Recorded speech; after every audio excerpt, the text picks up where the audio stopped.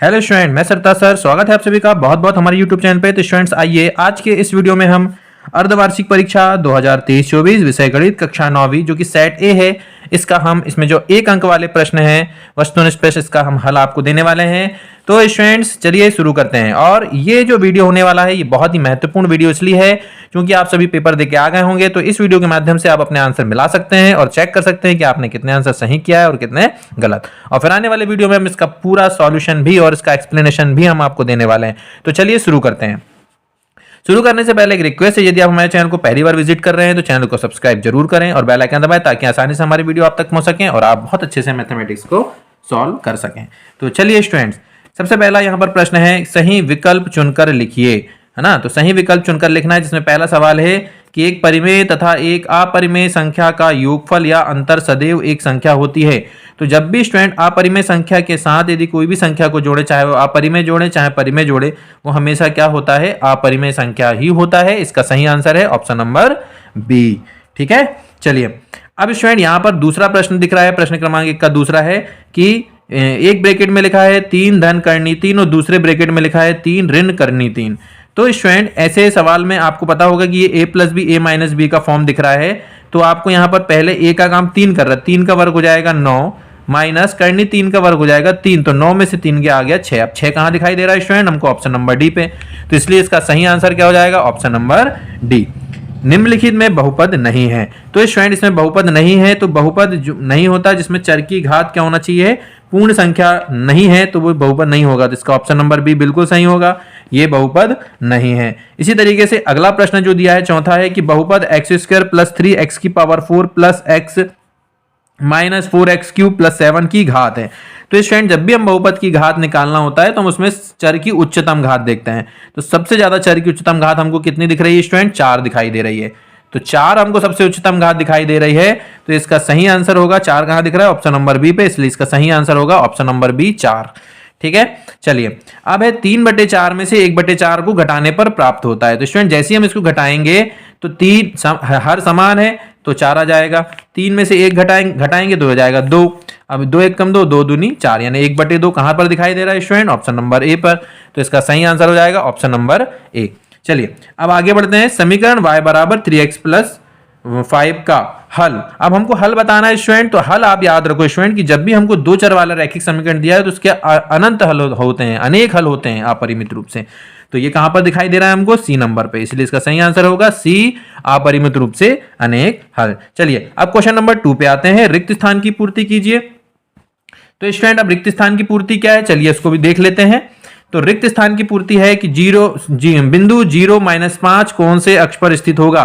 तो चूंकि इसमें x निर्देशांक 0 है तो वो होता है y अक्ष, है ना। चूंकि y अक्ष में हमेशा x निर्देशांक 0 होता है, तो जब भी x निर्देशांक 0 वाले कोई भी बिंदु दिए जाएं वो कहां पर रहेंगे, y अक्ष पर रहेंगे। इसलिए इसका सही आंसर है y अक्ष। x बराबर a का आलेख ये भी काय पे होगा, y अक्ष के समांतर ही होगा। ठीक है, यानी जब भी हम x बराबर a का आलेख बनाएंगे तो किसके समांतर आएगा, वो y अक्ष के। ठीक है, चलिए वे संख्याएं जो एक ही रेखा के समांतर होती, वे रेखाएं जो एक ही रेखा के समांतर होती है परस्पर समांतर ही होती है ना, वो भी कैसी होती है, समांतर। ठीक है, इसका सही आंसर आ जाएगा समांतर। एक समद्विबाहु त्रिभुज में बराबर भुजाओं के सम्मुख कोण बराबर ही होते हैं, है ना, बराबर या समान भी बोल सकते हैं। वह चतुर्भुज जिसकी सभी भुजाएं समान हो और प्रत्येक कोण 90 अंश का हो, चतुर्भुज है और जब प्रत्येक कोण 90 अंश का हो और सारी भुजाएं समान हो, तो ये हमेशा कौन सा कहलाता है, वर्ग कहलाता है। क्या कहलाता है स्टूडेंट, वर्ग। ये आपको याद रखना है ना, बनना भी चाहिए। 2 कोण जिनका योग 180 अंश होता है कैसे कोण कहलाते हैं, समपूरक कोण कहलाते हैं। क्या कहलाते हैं, समपूरक। ठीक है, तो ये भी क्लियर हो गया होगा स्टूडेंट, तो आपको अच्छे से बन गए होंगे। आप चाहो तो इसको बढ़िया से टिक लगा लीजिए और अपनी कॉपी में भी इसको नोट कर लीजिए। ठीक है, और मिलान जरूर करें क्योंकि हमने मिलाने के उद्देश्य से ही ये वीडियो हम लेकर आए हैं।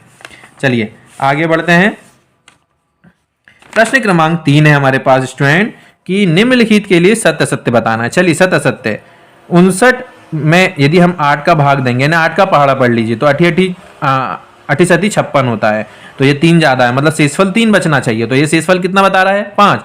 तो इसका मतलब है कि ये कैसा हो जाएगा स्टूडेंट, असत्य हो जाएगा। बिंदु 1 3 समीकरण का एक हल है, यानी x बराबर 1 और y बराबर 3 रखें तो ये इसका हल होना चाहिए, मतलब संतुष्ट करना चाहिए। तो 1 धन 3 बराबर 4, तो 4 बराबर 4 आ रहा है, इसका मतलब ये कि ये क्या है, सत्य है। किसी त्रिभुज में अधिकतम 2 कोण समकोण हो सकते हैं, ये बिल्कुल गलत बात है, क्योंकि किसी भी त्रिभुज में केवल और केवल एक ही कोण समकोण हो सकता है, उसके अलावा एक से ज्यादा कोण समकोण नहीं हो सकते। केंद्र को वृत्त पर किसी बिंदु से मिलाने वाला रेखाखंड वृत्त की परिधि होती है, जबकि वो त्रिज्या होती है, और ये परिधि कह रहा है, इसका मतलब है कि ये बात बिल्कुल गलत हो गई, यानी ये क्या कहलाएगी, असत्य। -5 जो है वो 0 से छोटी है, किंतु -8 से बड़ी है, तो ये बात बिल्कुल सही है ना। माइनस वाली संख्या हमेशा 0 से छोटी होती है, और जब माइनस लगी रहती है तो बड़ी वाली जो बड़ी संख्या दिखती है वो हमेशा छोटी होती है, तो इसलिए 5 से छोटी -8 होगी, है ना।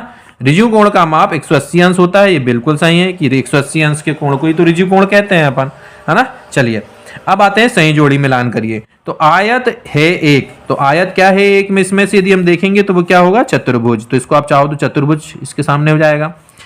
2x का 3 से योग, यदि इसका हम देखें तो इसका गणितीय रूप होगा ऑप्शन नंबर डी, 2x धन 3, है ना। तो इसको अपन ऑप्शन नंबर इसका हो जाएगा डी। -a और -2b का गुणा करेंगे तो माइनस माइनस प्लस हो गया और 2ab होगा। 2ab कहां दिखाई दे रहा है हमको, ऑप्शन नंबर ई में, इसलिए तीसरे का सही आंसर हो जाएगा ऑप्शन नंबर ई, 2ab। वृत्त का परिमाप जो है वो परिधि होता है, कहां पर दिखाई दे रहा है हमको, ऑप्शन नंबर ए पे, तो इसलिए इसका सही आंसर हो जाएगा ऑप्शन नंबर ए, परिधि।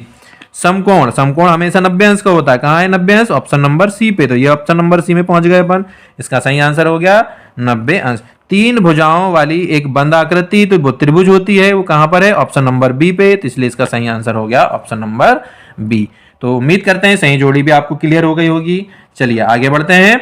अब आता है एक शब्द या एक वाक्य में उत्तर दीजिए। तो चलिए, रैखिक बहुपद की घात, तो रैखिक बहुपद की घात होती है एक, है ना। एक घात वाले जो बहुपद होते हैं उसी को तो रैखिक बहुपद कहते हैं।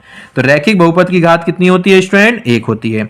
28 मोतियों को 4-4 के समूह में बांटना है, मतलब 4 से भाग दे दीजिए, तो कितना आएगा 7। तो इसका सही आंसर क्या हो जाएगा 7। तो ये कितने समूह बनेंगे, तो 7 समूह बनेंगे, ये आपको इसका आंसर है कि 7। बिंदु 4 - 3 किस चतुर्थांश में होगा, यानी पहला वाला प्लस है और दूसरा वाला माइनस है, तो हम ये देखेंगे तो ये कौन से चतुर्थांश में मिलता है, हमेशा हमको ये चतुर्थ चतुर्थांश में मिलता है, ठीक है। चलिए, बिंदु -5 2 की एक्स अक्ष से दूरी, तो एक्स अक्ष से दूरी जो होती है वो हमेशा वाई निर्देशांक होगा, है ना। एक्स जोन सा अक्ष बोला है उसका अपोजिट निर्देशांक, है ना। एक्स अक्ष से दूरी मतलब वाई निर्देशांक, तो वाई निर्देशांक कितना है यहाँ पर 2, तो एक्स अक्ष से दूरी कितनी हो जाएगी यहाँ पे 2 हो जाएगी। प्रथम 10 समप्राकृत संख्या का योग, समप्राकृत संख्या का योग मतलब 2 4 6 डैश डैश डैश 20 तक, जब इनका हम योग करेंगे तो इनका योग आता है 110।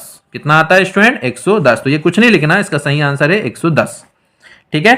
चलिए, 3 असमरेख बिंदु से होकर अधिकतम कितने वृत्त खींचे सकते हैं, तो इसका आंसर हो जाएगा 1, केवल एक ही वृत्त खींचे सकते हैं, इससे ज्यादा वृत्त नहीं खींचे जा सकते। तो चलिए स्टूडेंट, उम्मीद करते हैं कि आपको प्रश्न क्रमांक 1 से लेकर प्रश्न क्रमांक 5 तक के सभी उत्तर क्लियर हो गए होंगे और आपको पूरे ऑब्जेक्टिव आप अच्छे से आसानी से मिला सकते हैं और समझ में भी आ गया होगा। यदि वीडियो अच्छा लगा हो तो वीडियो को लाइक कीजिए, चैनल को सब्सक्राइब कीजिए और दोस्तों के साथ जरूर शेयर करें ताकि वो भी अपने क्वेश्चंस को जरूर मिला लें कि उन्होंने कितना सही किया है। चलिए फिर मिलेंगे नेक्स्ट वीडियो में, तब तक के लिए धन्यवाद।